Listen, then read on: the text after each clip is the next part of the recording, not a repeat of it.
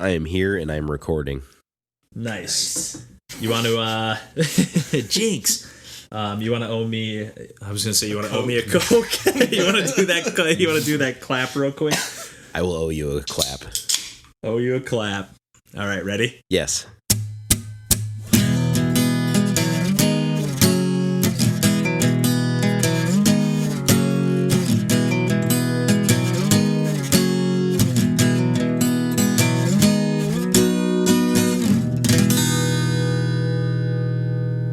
Hey everybody, welcome to Pursuing Pixels. This is episode number 26, and my name's Kevin Portelli, and I'm here tonight with DJ Mandolini. Hello, hello. John Hines. Hello. And Randall Nolery. Hey everybody. How's everybody doing? Doing good. Wonderful. And great. All right, we're nice back to little midnight recording. Yes, we're running a little late here, burning that midnight oil. Yeah, I guess not in Seattle, but here in Chicago, we're getting a little sleepy, so. But no, we're here to talk about some video games per usual, and I think we can just dig right into it. And I've been playing and actually played all the way through, which is something that, I beat games here and there, but I'm more somebody that bounces around and just kind of like, oh, I like this. Oh, that's cool. I like those mechanics. And then now I want to try something different. But yep. Yeah, but this game that I've been playing recently is called Anodyne, which was on sale on the Switch for $1 out of nowhere, just randomly. So I was like, man, this looks compelling. It's like a top-down pixel art RPG. In the description, it calls it a 16-bit RPG, although I think it looks way more like an 8-bit, like NES-style graphics. Maybe a little more detailed, but it's way more primitive than like a 16-bit, like Link to the Past look or something like that. And it's like it has more of like a Game Boy aesthetic. Yeah, and it feels like, when you're going screen to screen, it's not like a fluid, like it really like the game almost like pauses. Like it really feels like it has a primitive quality to this game. Like even the game has some jank to it, without question. Like some of the controls feel a little sloppy at times. Some of the there's some shortcomings on that end, but thankfully the game mostly revolves around like some puzzle solving. Environmental puzzle solving. Again, I think I already said it's like a top-down perspective. And you play as this character named Young, and you're in this like just super mysterious world. Like there's like this sage character who just kind of like randomly tells you stuff, and it's all kind of cryptic. And there's a good this is another game that has like a pretty good sense of humor. Every once in a while, it's a little off the mark, but there was like one time in particular, like the sage was like, "Wow, your character's name is Young," and he's like, "Wow, you were so brave and courageous to, take on a challenge as difficult as this one." And then you go up to this statue and talk to it, and it's like, oh, Sage, you're so cheesy to deliver, or it's like, you're so bold. I forget what it was exactly, but it's like, you're so bold and courageous to deliver such a cheesy line like that, or something. It's like very, like occasionally self-referential, or like there'll be like little stone, like kind of just like in Zelda, like a little rock that you can go that has like some information on it, and that'll always be static, and it'll even like kind of reference, but like when you talk to people, they might say something different, but not me because I'm a rock or something. Just like stupid stuff like that. But it did have me chuckling from time to time. It had it well written, and it's a very minimal dialogue and stuff. It's very mysterious, and you're just kind of going to these like you have this like nexus, I think is what it's called. It's like this hub world that has all these little portals in it, and you can kind of jump into them once you've unlocked like a little portal. It's like there's like these little fast travel, and it's kind of like an open world. Like you can get, I think, anywhere from anywhere eventually, but some lands are connected or regions are connected just by like you have to go to a certain point on the map and travel there on foot. But then once you get that fast travel area, you can just go to the Nexus and dive into these portals and go to all the different regions. And there's some literal gatekeeping as well, where like you'll have to go a certain path to unlock like a button that unlocks a gate that, can open up a new area or something. But yeah, for the most part, like I played a little bit as well where, I'm going to an area and like either it's blocked off by water and, I don't have any ability to traverse that yet, or I'll sink if I keep going too far. Yeah, you can walk in the water, but you sink pretty quickly. But you do, so your main attack is like you get a broom, and you're not like a witch or anything that I can tell, but you just have a broom. And then throughout the world, there's like the main like mechanic is like there's like these like little like dust bunnies, I guess, that are like scattered throughout the world, and you can actually pick those up with your broom if you attack them. And again, it's like Zelda, like action RPG style mechanics, although again, pretty primitive on that end. But you can pick up these little dust and like you can actually place that on the water and then like surf on the dust, or you can use that to place it and do all kinds of stuff. You can place it in front of like certain like turrets that are shooting projectiles at you to block them, or you can use it to there's certain puzzles that like there's like these enemies that you have to like approach them from a certain direction to scare them and like have them run a certain way so that you can have it step on a switch for you while you step and activate the other switch. But like if you don't have the little cloud of dust like blocking its path, it will go right past the switch or something. So there's definitely a lot of like placing things in the right positions. Even like the final boss battle in the game had like an aspect of that where you had to place these dust particles or dust bunnies or whatever. They don't look like bunnies or anything, but just dust clouds that you place that like then would react like after it got hit by a flame attack, it would like launch a bunch of flames and like have a chain reaction, and you kind of had to utilize that to take out the last boss. So there's like a lot of environmental stuff going on that I found really interesting. And the main conceit of the game is you're just going around and exploring this world that is like very moody, very mysterious. Like all the worlds or all the different like regions are, even though they're interconnected, there's like one world's like totally black and white, and there's people in it, and it's all like distorted and it's like fuzzy, and you're like you have to kill a bunch of like just people. Like you actually have in that section you don't have a broom, you have like a knife, and you're like just stabbing people. It's super weird. Oh geez. And like, but they're not real people. Like some of the people in that area you can talk to, but some of them will kill you instantly, and some of them. But I had to kill a certain number of them before I could like unlock a certain path or something. It's very just cryptic and bizarre. Like you don't really know what you're doing. Yeah, that sounds like because I just unlocked an area. I'm you beat it. I'm still I think pretty early in the game, but it's a shortish game. It took me maybe like 6 hours. So for like a top-down RPG, it's definitely not like a huge sprawling adventure. But yeah, but it does have like a huge variety of areas. Yeah, like, I went to this one area that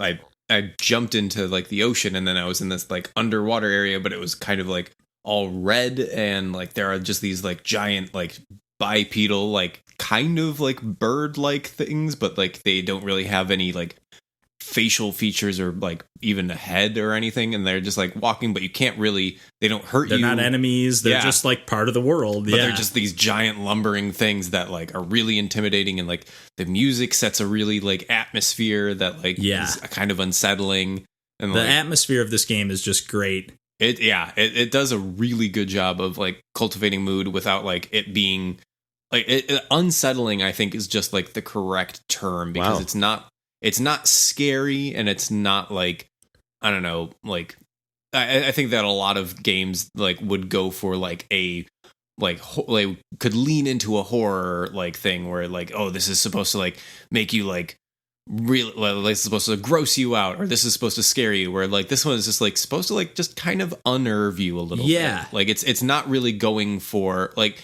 you're still like finding things that are like, you know, fun or like cute in it, but at the same time like there's always just something like a little bit off where you're like, I need to know what like the end point of the story is, because like I just want there to be some sense to this, and I want to figure it out. That's pretty impressive that they can set that sort of mood, unnerving mood, in a 2D perspective, because you don't see that often. Yeah, and I will say, at least for me, I think they're probably asking you to bring a lot of that yourself, because the story and the dialogue and stuff, like we said, is pretty minimal. So I didn't read much into it. Like when the game ended and the way it wrapped up, I was like, what the hell? I didn't have any more reaction to that. Although you do get another ability right at the very end of the game that lets you like pick up certain things and move them. It's like a swap ability, and like move certain tiles. And then after you beat the game, it specifically is like, now Young can use this ability throughout the world and explore with ease. And I definitely didn't see every single nook and cranny of the game, but you're basically going around and basically just looking for these chests that have cards in them that usually have just like a logo of one of the or like a sprite of one of the characters on them. Like they don't say anything or anything, you just get the card. And there are a handful of gates in the game that are actually have like a number on them that you have to have, 12 cards or 15 cards, or I think the very last gate in the game was 36 cards.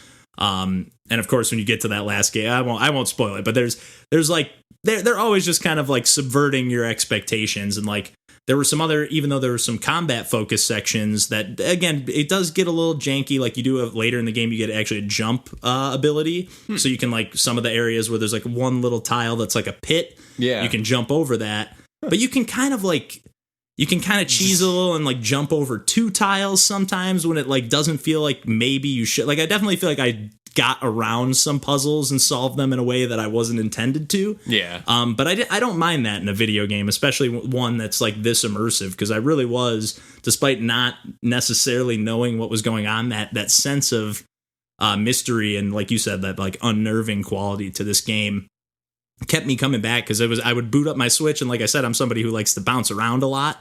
And I would just like, what do I feel like playing? And I would just gravitate towards like, I'm going to play a little more Anodyne. And I know Anodyne 2 just came out on, I think it's on PC and Mac, maybe. I know it's on computer platforms. And I think there's hopes to bring it to consoles and stuff. But that's one that's taking this concept a little bit even further. Like it looks like they're going for like a 3D world, like almost like in a PlayStation 1 kind of era. But then you're going into these zones that then default back to this like top-down 2D gameplay that looks pretty similar to Anodyne as it is. And I think it was a game made by just a couple people. They had some other people involved in like the I think localization it's like a team or whatever. Of 2 people. Like it's a very small team, and like that. Yeah, like Anodyne 2 actually was like my first introduction to the series, just like from its development, where I was like, it looked like a really cool. Like I think that we're pretty much entering into an era where there's going to be a lot of like either low poly like 3D games, like as sort of like the pixel renaissance like was for like a bunch of people making a lot of pixel art, like really nice looking like 32-bit games. I think there's going to be a lot of like really good looking low poly games.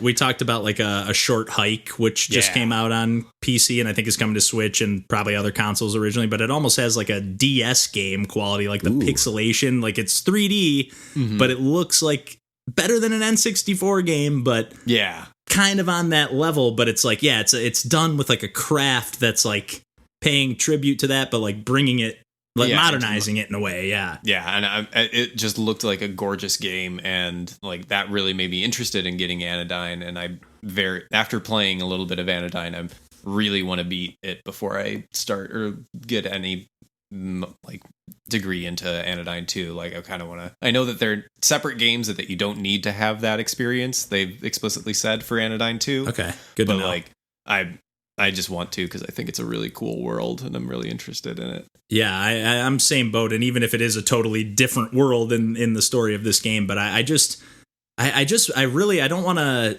I've talked a little bit about the puzzles, but I don't want to sell those short, because they really do throw quite a bit of variety. Like later in the game, there's like these, and again, you're kind of getting through these single rooms, dungeons, and it's like a pretty primitive map. Like you pull it up and it just shows like a grid of, just a blank room. Maybe it'll show like a color if there's like a warp tile there or whatever. But you're going through these rooms, and there's even some that are like, there's like these like speed burst ramps that you have to like run and like get momentum off of, so you can clear like an even bigger jump, and like sometimes even have to clear the jump like on a diagonal angle to like get across to the other side. And again, it does feel a little janky at times. Like you're just like, I feel like I should have made that jump, or you make it and you're like, I don't know what I did differently that time to make that jump. But again, the way the like continue system works and whatnot, I just never felt frustrated by the jankiness of this game. And I don't want to harp on that too much, because it didn't get in the way of my enjoyment of this game at all. Because like I said, I loved it. I had a good time from start to finish on all accords. Like it wasn't just the mood and the ambiance that was sucking me in. Like the gameplay really got a hold of me as well, and the sense of exploration, because some of the zones, like even like not just shifted up like to a black and white style, but would even shift, like it would change even the way the pixel art looked, like almost like it looked more like a Commodore 64 game or something. And this particular section was more like a maze, so there were no like enemies, but I was just like, it was purely about like finding the right path. So even though I can see where the different rooms are, because the way the rooms were broken up by walls and stuff, like even though I can see I can get from this room to a room above me and they're connected, but there's walls blocking me, so I have to figure out a way to get to that other part of this screen, the upper half, from the left instead of where I am. The bottom, yeah. So I don't know. I really enjoyed the sense of exploration in this game. I did feel like I hit a couple walls at times where I was like, I don't know where to go, but because it's like a 6-hour game, like I said, I just felt like I never. I don't know, a lot of these games I feel like I explore, or I think I even talked about with Link's Awakening, I just feel like, where do I go next? I don't know what to do. And this game, like, I feel like I stumbled upon that before I got frustrated with, like, I guess I have to just look it up, Yeah. Right. So, which I really appreciate. I feel like the balance of, like, how spread out the world feels and whatnot just feels really well crafted. Yeah. But yeah, I didn't have too much more to add to that. I've just been kind of gushing mostly, but I really recommend it. And even at the normal price tag of $10, oh yeah, I don't think that's a hefty price tag to ask for this game. Like, again, you go in knowing that you're going to get a little bit of it has a stiff feel to the controls, I guess I would say. But other than that, I don't think it gets in the way of playing the game. Some of the boss battles do get a little tough because of the way it controls, but it just doesn't slow down your progress through the game. So. Yeah. I'm looking forward to playing more of it. Man, yeah. I'm psyched I grabbed that on sale. I'm going to have to check this out for sure. I should have done it. Yeah. Well, like I said, it's still worth the full 10. So yeah. I saw the trailer and it seemed like really atmospheric and moody, but but that was due to like the music of the trailer, but the video in the trailer, it seemed to have like a decent amount of like the combat in there, and that didn't seem to really mesh well with the tone of the music, and I was just like, I'm not sure what I'm supposed to be getting. I will say the trailer felt also a little janky. Just kind of felt slapped together, because I love the music in the trailer on its own, and I love, obviously I'm gushing about the gameplay, but yeah, the pairing of like the moment, like that seemed like it was more like the intro music of the game paired with like action gameplay, and it just didn't seem like a perfect fit. Yeah. But I guess we can move on from there to what Randall's been playing, and this is a little bit of a mouthful, so why don't you take it away with the name of this one, Randall?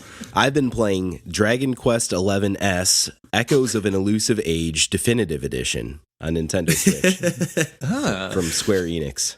Beautiful. Thank you. Yeah, no problem. So like you, Kevin, this is a game that I just kept gravitating towards every time I booted my Switch up. It's been that game for me for the last 2 or 3 weeks here. I've put about 15 hours in, which means, I've passed the introduction of the game. But that's not a bad thing. I've so far been loving my time with this game. Also, like you guys were mentioning about Anodyne, this game propels me forward. I never feel like I'm lost or like I need to consult a guide or anything else. Like there's always a forward momentum happening. I never feel frustrated. So I'll say in general, Dragon Quest XI it's a JRPG. So it comes with all the tropes of that. It's, turn-based RPG battle, very story-centric. That's what you're kind of coming for. And then, making the numbers go up as your experience level goes up on all your characters that get in your party over time as the story progresses. And I'm not necessarily someone that's played a lot of JRPGs. I think I've only actually beaten 2 of them in my life, maybe 3. Skies of Arcadia, Final Fantasy 3 on DS, and Pokemon Blue. So yes, nice. That's a nice list. Yeah, it's not bad. It's a nice party. And I almost beat Chrono Trigger on DS, but I went on to something new and shiny for some reason. But you almost got only one of the endings. Right, exactly. Yes, I'll get back to it eventually. But I wanted to frame that just to show, like, I'm not someone that's played a ton of RPGs and especially JRPGs, but I'm just like super sucked into this. Like, it's so charming. It's so like friendly and happy. Like things are just stressful right now, I think I can say, just generally speaking. And this game just it takes it nice. Like it just feels nice. Like it's just a great world to come back to over and over again. And everything about at least this version of this game feels like it has a layer of polish on it. Like the I'll start with the soundtrack, which we never do. So the Tokyo Metropolitan Symphony Orchestra did all of the arrangements for this game, and it's phenomenal. Like the orchestrated soundtrack is just awesome. And there's like different themes for like the overworld and battles, and obviously there's the main Dragon Quest theme that kind of shows up throughout, and it's just like, oh my god, it adds so much. And apparently the original version of Dragon Quest 11 that was on PS4 and 3DS didn't have this. I was going to say, I thought I heard they stuck with like the MIDI soundtrack. They did. For a long time, like up until now. Yeah. Yeah, which I guess people were not nearly as into, but man, I couldn't see playing this game without this orchestrated soundtrack. It's that good. It's so good. And from I haven't played the game, but yeah. just like I know you've already touched on the visuals. Like it just looks beautiful. It does. Like, it seems like that. It almost needs that like real orchestra accent. What's the visual style, you know? And it's such a vibrant like 3D world. Although I will say right here too, you can play it in the 16-bit mode as if you were playing any of the Super Famicom Dragon Quest games as well. And I did dabble in that. What's that? Have you switched on to that mode? I did. I dabbled in a little bit, but what it doesn't just change the visuals. It changes some of the gameplay elements and like menu design to really make it seem authentic to that Super Famicom experience. So, you know, in the 3D mode, the main mode that they've crafted, it's not random encounters. You're seeing every single enemy that you're going to, you know, go up and decide to fight or not. Whereas, you know, you go into the 16-bit mode, it's just like those games. So you're walking in the overworld, you're getting random battles. You know, it's just kind of happening as you're walking a few steps. So, you know, that kind of grated on me. Like, that is authentic, but that's not how I want to experience this. Yeah, that's huge for me. Whenever I see that there's like because I'm with you, Randall, that I don't play a ton of JRPGs or even any kind of RPG all that much unless it has action in front of it. Yeah. But yeah, I find whenever I see that one of these, any kind of RPG, whenever they have like that you can see the enemies on the overworld, I find that I gravitate towards those because that is a frustration that I have with a lot of those, at least traditional JRPGs. Oh yeah, it's a huge factor. And I mean, even when I was playing the 3D mode, like, it didn't stop me from wanting to just like go out and grind on enemies, but it was my choice at that point, right? You know, I was going up to that enemy and going up and slashing it from behind. You know, I wasn't just randomly every 2 steps just into a random battle and like cutting up my flow. Mm-hmm. Yeah, it always seemed like when I've only played a little bit of like some of the earlier Final Fantasy games, which I know we'll touch on a little bit later. But like it was like whenever I wanted to get from point A to point B, I was hitting every battle imaginable, and when I wanted to grind, I couldn't. You know, it seemed like it was few and far between. It was always threw off the flow of my game. Yep. Mm-hmm. Yep. And that was my experience, which is why I stuck with that 3D mode. And yeah, I did do some grinding in this game, but it was my choice too. Like I never felt like it was necessary for me, like it was some gate that I had to achieve to be a certain level. It's so far in my experience in 15 hours, it hasn't felt like I've needed to grind. I've just kind of wanted to. So like, I just enjoy feeling overpowered in these type of games. Right. So that's just me wasting my own time. But like I said, I can kind of turn my brain off while I'm playing this and just experience the story too, which is just like, it's just really nice for that perspective. And there's a lot of nice little like quality of life touches too, where you can speed up the battles. You can set tactics where, yes, I know, right? You can like make everyone in your party just automatically do different things based on like AI scripts where you can say, you know, fight wisely, or, you know, go all out, where you can use all of their, you know, magic points or whatever and burn through it to get through the battle as quickly as possible, or don't use any magic at all, you know, or let me control all the characters. But, you know, if I'm going to fight low level characters most of the time, like, nah, you just take care of it. Just let me know what I get at the end. Did the numbers go up? Yep. Okay. Yep. Let's keep going. So there's a lot of little things like that in this game that I just super appreciate too. And, you know, it's things like that all add up to being an experience that I'm going to keep playing. Right. So there's like little secret items to find in these overworlds, but none of even the overworlds feel like they're too big. They're all kind of quarantined off into little zones. Everything feels like it's funneling you just into the story, into the next area, without it feeling too crazy directed either. I don't know. They just nailed a really good blend between different styles as far as, you know, making sure that the story comes first, but you also can explore, you can deviate. It's really up to you, but yeah, it always feels like that momentum is happening. You're always moving forward. So yeah, I've been really enjoying my time with this. You're speaking my language for sure, because yeah, I need that momentum with my if I'm gonna get through an RPG, I need that momentum. I almost always end up hitting a wall. Yep. Of whether it's just not knowing what to do, or frustration with the mechanics, or whatever, or the random battles, whatever it might be. But you're speaking my language with this one. This is like kind of sound like it's hitting all the right buttons for me. Oh yeah. A couple other quality of life things that I wanted to mention that I think will also hit your buttons. So every time that you boot up Dragon Quest again to play, it does this little recap. That's like, yes. I know, right? Every game should have this, especially story-based games that are this long. Like, yes. So it you boot it up. It goes like it turns into this like sepia tone, like you've opened up a book with kind of these beautiful screenshots of things that you just saw with a little blurb around.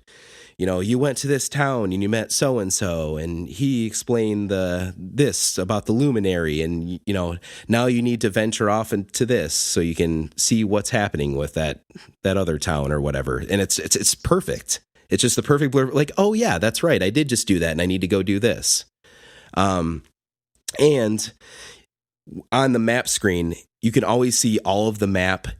Even in dungeons, you can see kind of where you need to go, what you've already explored and what you haven't. And there's always little icons of, helpful markers of, oh yeah, there's a save point right over there. Oh, yep, this is my compass of my character and I'm facing in a certain direction. Like there's just so many little quality of life things that keep you from getting lost and just making sure you keep progressing. So yeah, cutscenes are great voice acting too in the cutscenes. I really don't have many complaints about this game. And what about I guess we didn't talk too much about like the battle system itself, but I mean, other than like being able to assign stuff to your opponents, but are you feeling like I know you're saying like for, these low enemies, whatever, you're just doing essentially auto battle or whatever, but like when you get to a boss or some kind of a more challenging, I know you're not too deep into the game, but 15 hours, but are you feeling like you're getting a little bit of a challenge from the more challenging battles? Like are you having to puzzle out some of the solutions or whatever, or is it just kind of a coasting experience, which is not necessarily bad either way for me, at least? It's been mostly coasting, but yeah, there's been some boss battles that I've said, all right, let me take control here and make sure folks are healing each other when they need to. And there's these things called pep powers where, you as you're defending or you're playing against a certain enemy for long enough, your character kind of like peps up and turns this like light blue, like Dragon Ball Z power up mode. And as your other characters kind of pep up too, they can combine with each other to do super moves against the enemy that you can do kind of one time that uses that pep power. So there's little things like that you can decide when you use that, or you can set that in tactics too, where the computer decides when it wants to combine and use those powers. But there's some interesting aspects, even though it's definitely traditional turn-based RPG, and it feels probably the most traditional in the battle structure, I'll say. But there's still some twists when you're battling that keeps you involved. And I guess that's really all I'm looking for with a battle system for me, that who's not a big RPG fan, something that's still going to keep me engaged. Yeah. And then again, these other little perks of like recapping the story if I haven't played in 2 months, or having the enemies on the overworld so that I don't have to battle when I don't want to and I can when I do. It's like those things can keep me going as opposed to, moving on to the next new and shiny thing, like you said. Yep. And it's so pretty and it sounds so great. Like it's just hitting all my buttons. It just feels good to play, and it's kind of a therapy in its own right. So I will definitely be continuing to see this through. Nice. Well, I know we teased it a little bit, but John, why don't you dig in? I know you've been kind of poking between all the different Final Fantasy remakes or remasters that they've put out on, I think, most platforms. Yeah. And actually, I was kind of surprised at exactly how like so many of the quality of life things are very like similar for all these remakes or remasters rather. Yeah. So like I hadn't played many of the Final Fantasy like mainland titles. Like I played Final Fantasy Tactics Advance and Advance 2 when those came out, and those were some of my favorite games of all time. But I had never played. I only owned Nintendo systems like after the Super Nintendo, so I never really had a like breadth of knowledge for the Final Fantasy series, or at least the main titles of those. So when they finally were being released on the Switch as like 7 and 10, 10-2, and 12, I think were the like first batch of ones that came out. I got really excited because I actually, since I never owned a PlayStation 2, but I did own some PlayStation 2 games due to living with roommates and like when living with my fiance who had a PS2, like I was like, oh, that means I can play Final Fantasy X. There you go. That means we can get married. I need to fill out my sphere grid. But yeah, like Final Fantasy X was actually the first main title Final Fantasy game that I played, and I fell in love with it immediately. So just now you're talking about? Because I did not. We've talked about these games quite a bit, at least a little bit. I did not realize this was your first foray into these games. I was thinking you were going back and replaying, memorable experiences you had in the past. For whatever reason, I played one a lot. Like I've played through one. I guess there were. I played through one when it was on the Game Boy Advance in some remaster along with 2. Oh yeah, they did that 1 and 2 pack. Yeah. And then they also did that 3 version for the 3DS. Right. And I played through most of that. But like these talking about like 7 and 10. Yeah, the ones like post NES, post like Super Nintendo.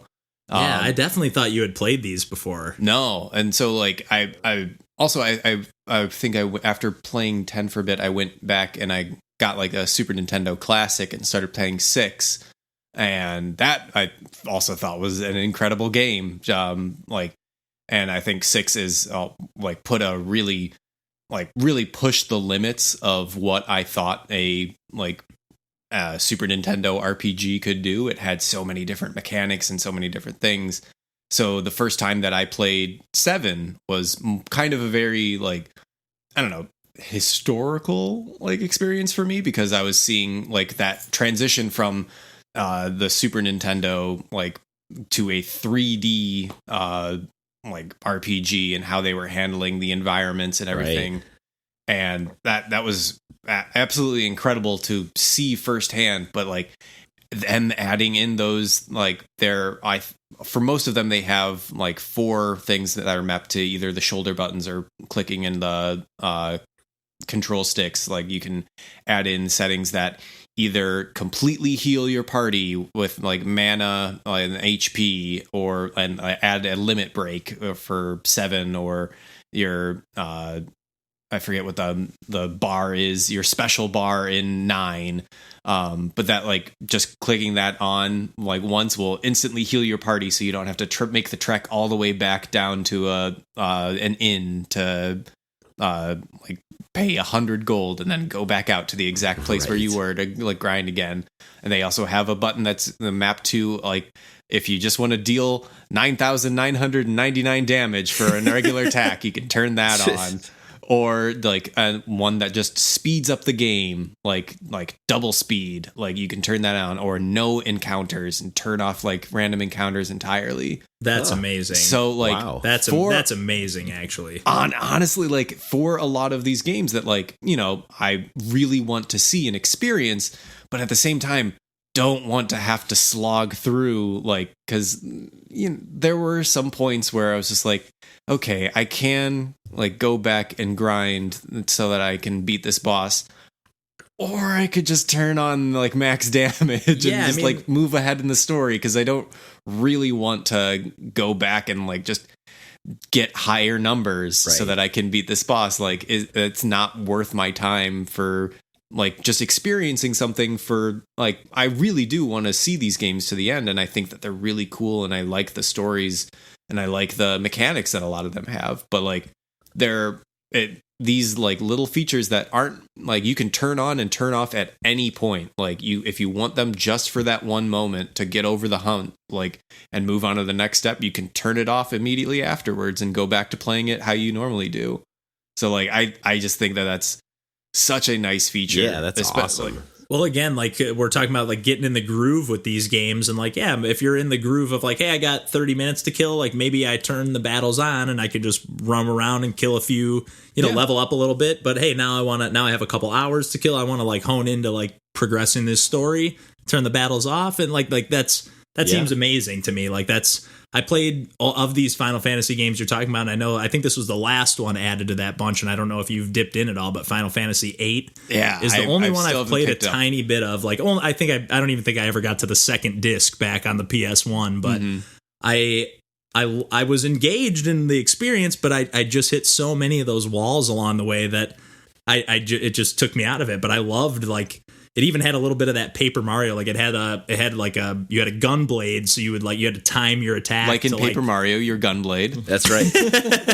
Mario's gun. But yeah, you actually did have like a timed mechanic where you like time it with your slash to do extra damage and stuff, cool. And that went a long way for me. But then those other aspects of the game got in the way. So these features sound awesome to me. Yeah, and like I guess I did make the mistake. I had played a main title before, which was when I lived with Glenn, and I borrowed his copy of Final Fantasy IX because he said, "Oh, that has the same AP system as Final Fantasy Tactics Advance for learning abilities." And as soon as he said that hooked me, and it became like my favorite of like. Well, it has maintained its level as my favorite just because I like the like way that you gain abilities in that versus like 7. Like the materia system is, I think, really interesting and really cool, but at the end of the day, I'm like, it's still not my favorite mechanic of that. But 9 and 12 in particular, actually 12 I ended up buying the physical copy. Everyone else I've just downloaded the digital copies of it.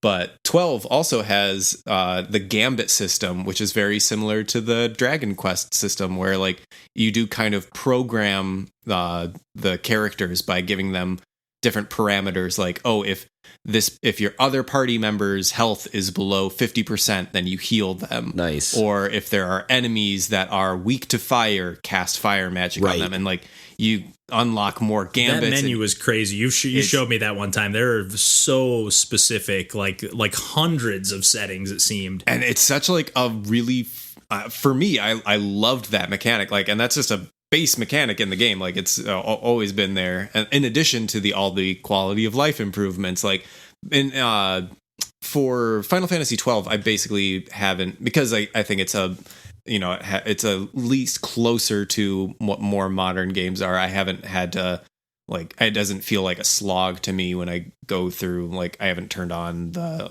like, max health or max HP and MP things. I've just turned up the speed and just, like, gone through the regular game at, like, double speed or 4 times speed at times. Yeah. But, yeah, I think that if you've ever been curious about, like, these games, I would highly recommend just getting the remasters, because even if you don't think you would use those, like, things like the upgrade in graphics, like the fact that you're not switching discs all the time is nice. Yeah. Like, they look sharp too. They really do. They did a nice job cleaning these games up, I think. I will say, I think you mentioned it, like, the first time, was like, they do look really good, but they also look like a little uncanny in especially the PS1 games. I think have a little, because they look too crisp for, like, games that you used to see on, like, a CRT TV that had enough blurring that, but, like, I think they still look great, and I think that they're really good adaptations of them. Wow. Yeah, I feel like that's a lot more solid endorsement, knowing that, like I said, I thought you had played a ton of these games before, so knowing that you have going in fresh, I'm a lot more intrigued than I was. I will say I was a little bummed to see, like, X and X2, like, bundled together, because I was like, I already own Final Fantasy X, then I bet it would be just cheaper to buy Final Fantasy X-2 used, and as opposed to just getting the remasters. So I think I actually ended up buying a PS2 copy of X-2 Wow. for $6. Nice. Rightly done.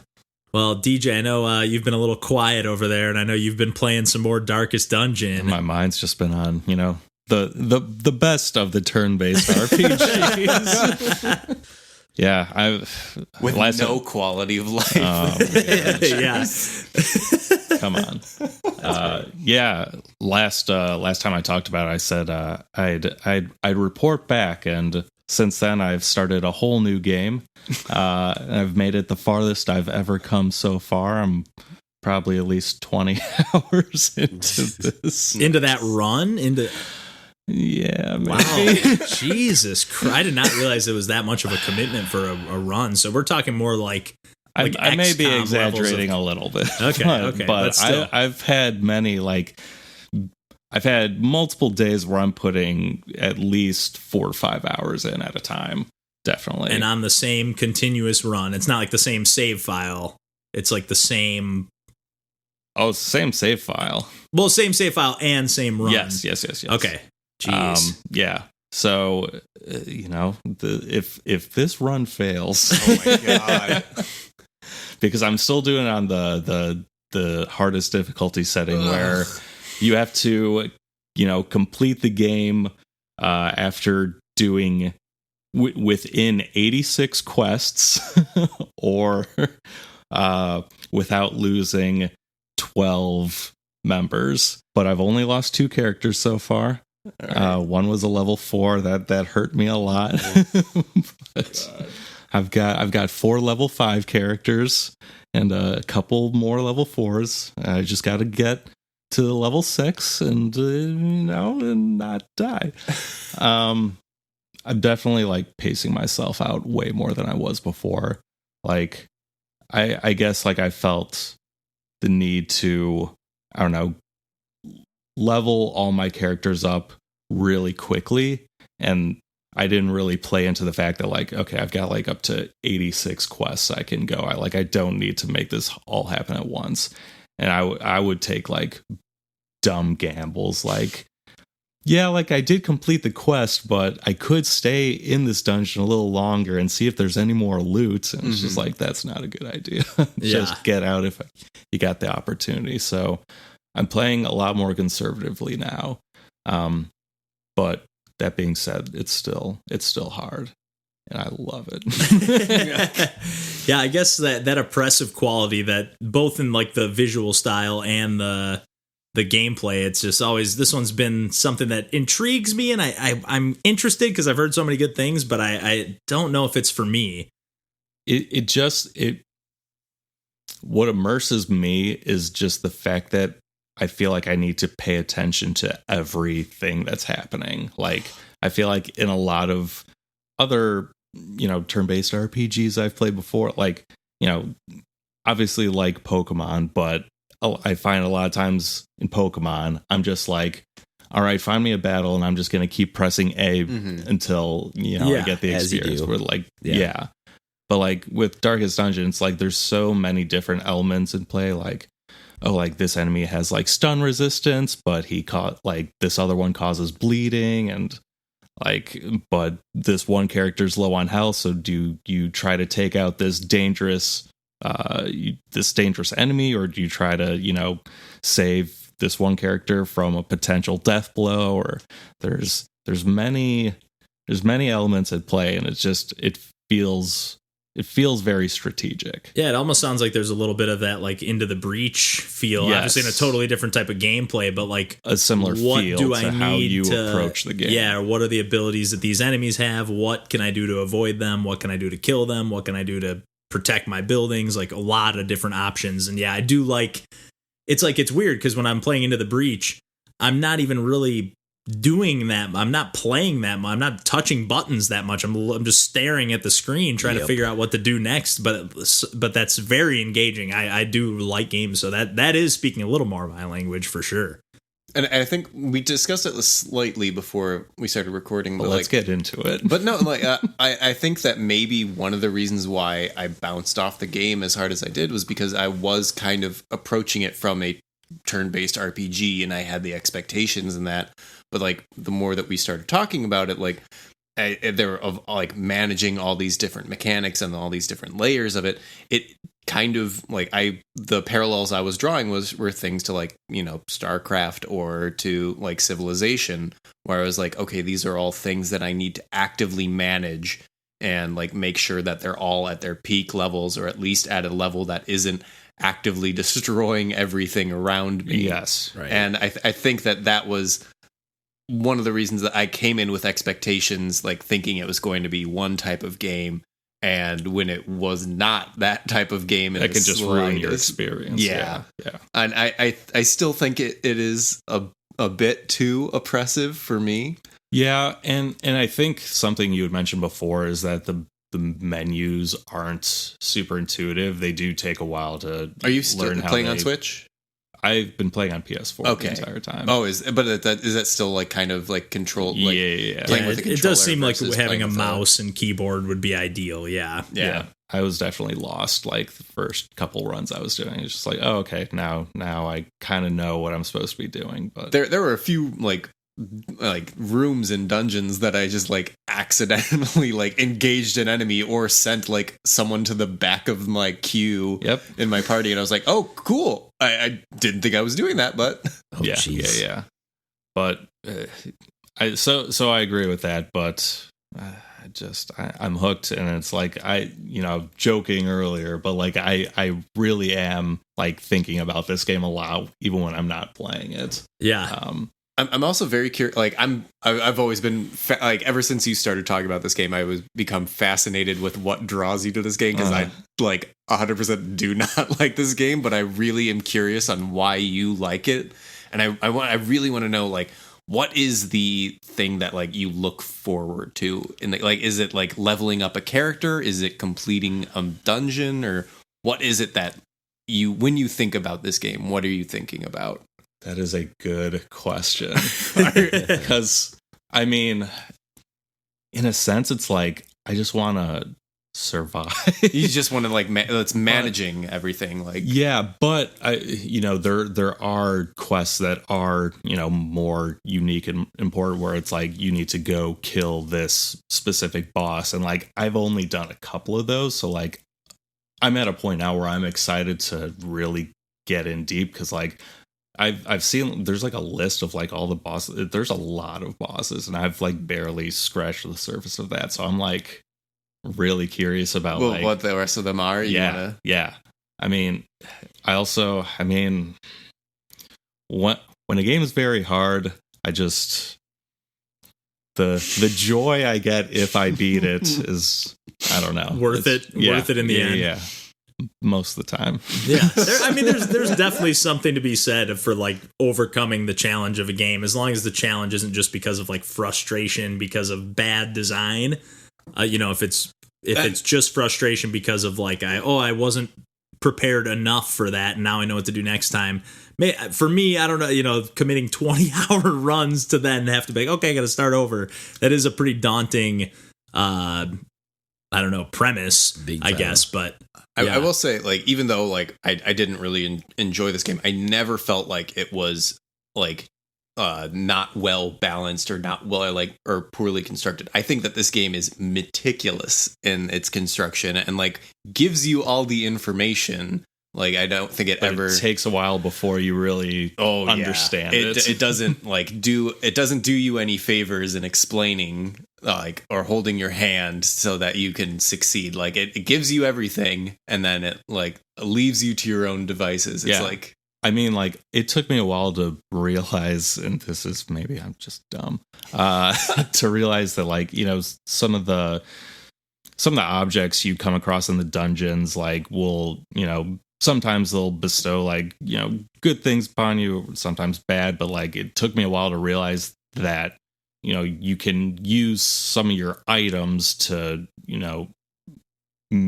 make it so that you'll get a good outcome. Yeah. And once I realized that, I was like, oh my God.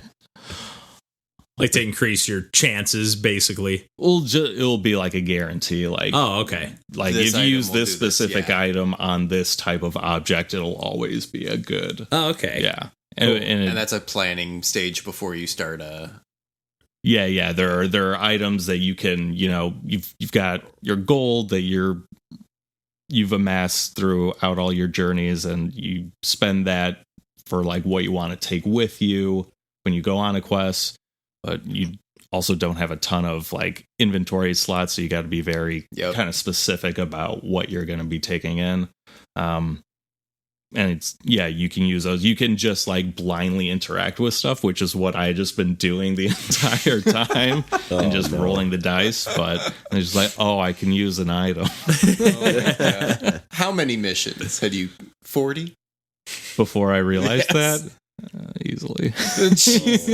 Oh man, yeah, that's rough. DJ. But hey, I'm on a good run right now. I'm halfway there. Maybe you should start if I make it. Yeah, maybe.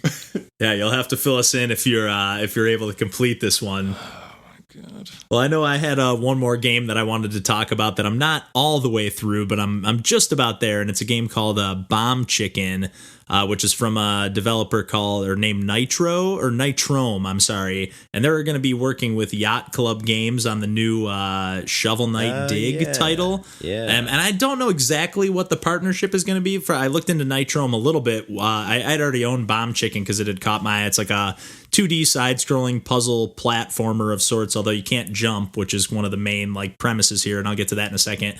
But I just felt like it seems like they've made a ton of mobile games. And it seems like their kind of forte is like pixel art. They are taking Shovel Knight. It looks like they're going for more of like a 16-bit or even like 32-bit with the Shovel Knight Dig stuff I've seen, as opposed to that like true NES like 8-bit style. Yeah, the gist I got. It looks like they're going to be the lead developer on that Shovel Knight Dig game. Is what cool. I kind of took away from that. Mm-hmm. Cool. I didn't know that. And yeah, from what I read some interview with someone, and they said they were basically trying to make like Shovel Knight Downwell, which is obviously I love Downwell, so that's and I love Shovel Knight, so speaking my language. But I guess we'll have to wait for Shovel Knight Dig for a little while. But in the meantime, like I said, I've been playing Bomb Chicken, and this is a pretty straightforward puzzle platformer. Although it's slowly, like at first it started off.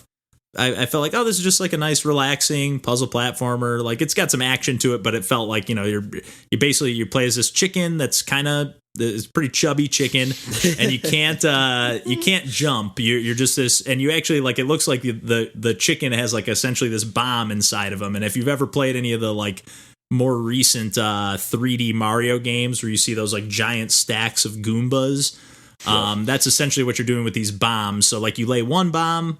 And this is a one-button game. You have any button on the controller lays a bomb, and that is the only thing it does.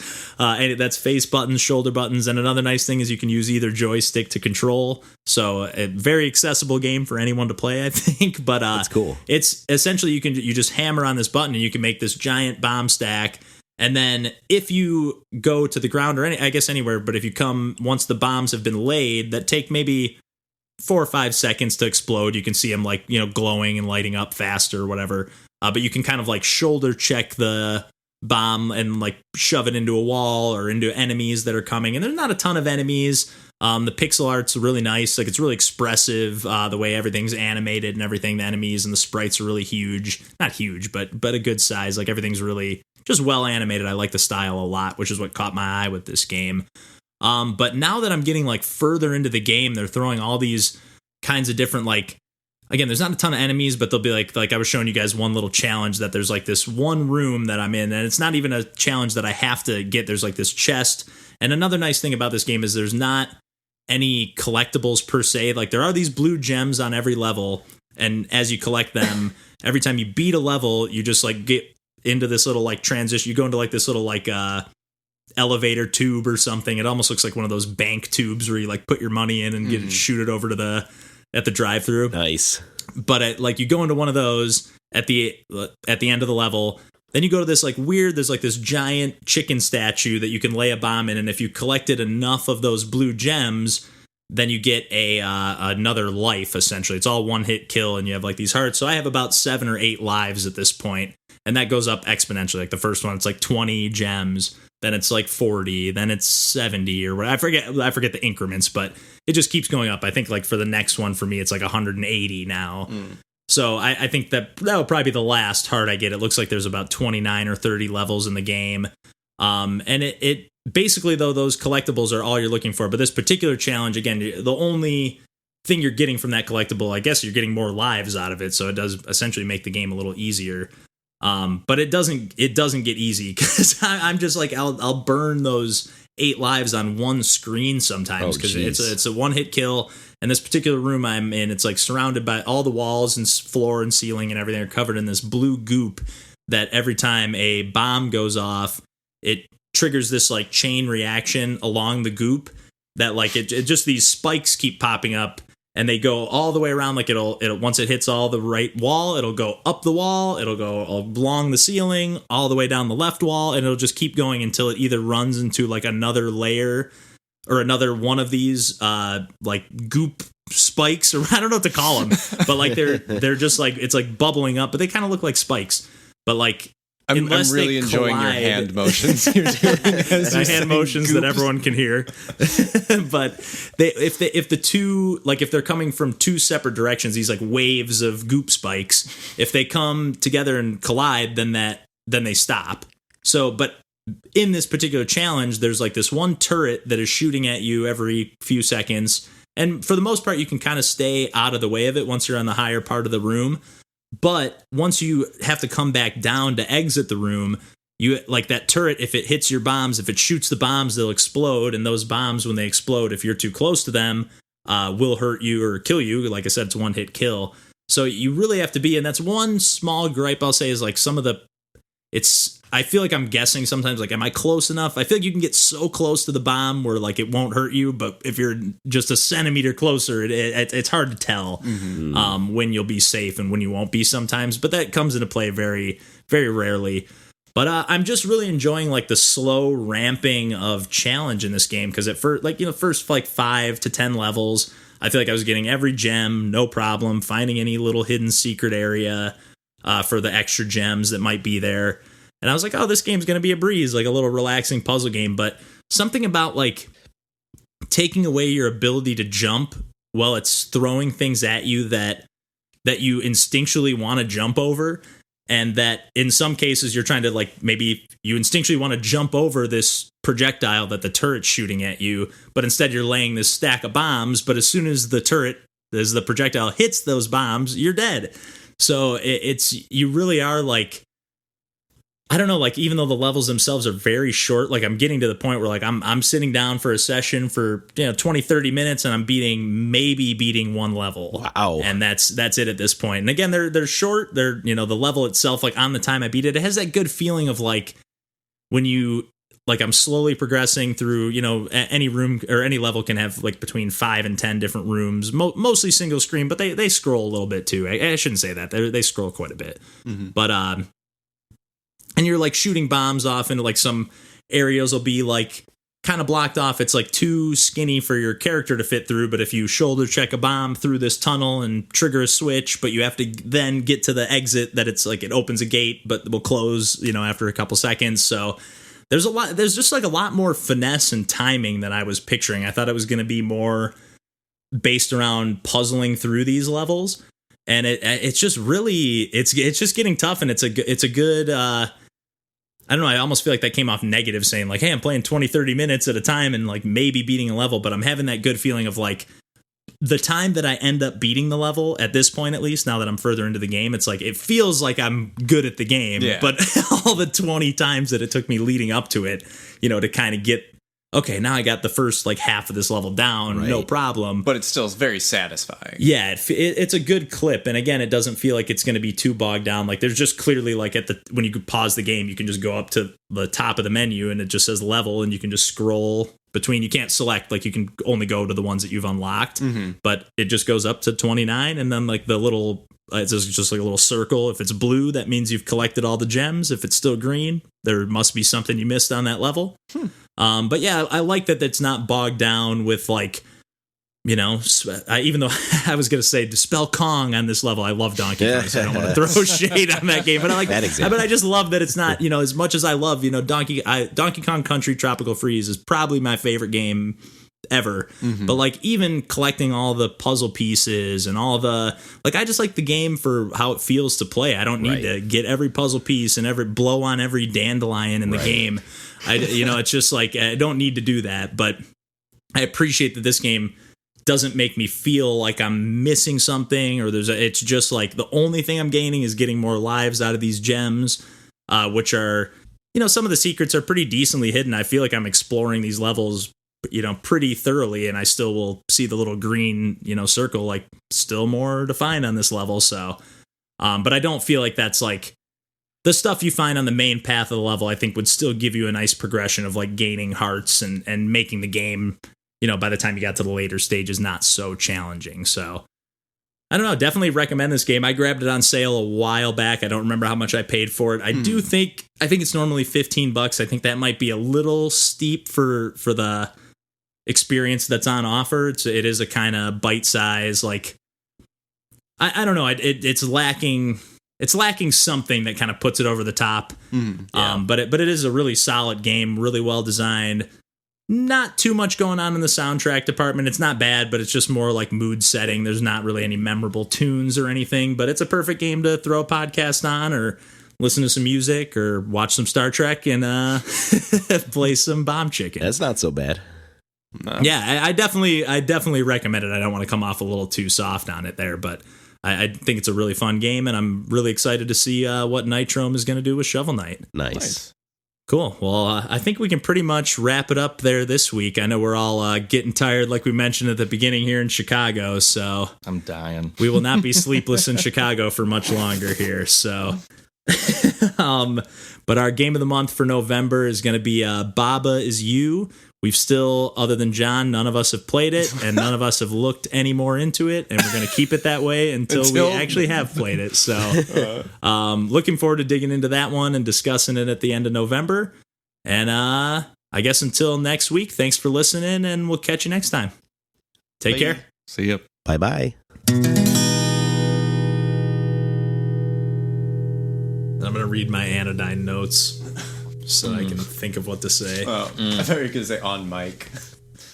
Anodyne. 8/16-bit action adventure game. Webster's Dictionary defines Anodyne. Some combat, but simple. Primitive.